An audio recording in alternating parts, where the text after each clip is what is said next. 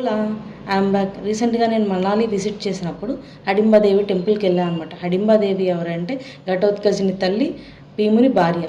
ఇది పాండవుల కాలం నాటి టెంపుల్ అనమాట.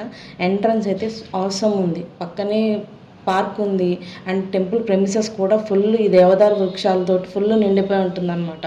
మంచు పడినప్పుడైతే అవసరం, మాకు ఆ ఛాన్స్ లేదు.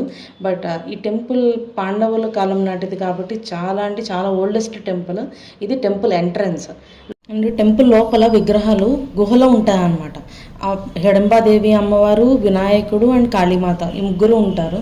టెంపుల్ ప్రెమిసెస్ కూడా చాలా డిఫరెంట్గా ఉంటుందన్నమాట.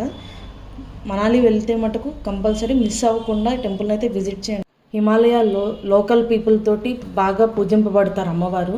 అండ్ అంతేకాకుండా 16th సెంచరీలో రాజ్ బహదూర్ సింగ్ అనే అతను నిర్మించాడు ఈ టెంపుల్ని. ఈ టెంపుల్ డుంగ్రీ వన్ విహార్ మధ్యలో ఉండడం వలన దేవదారు వృక్షాలతోటి టెంపుల్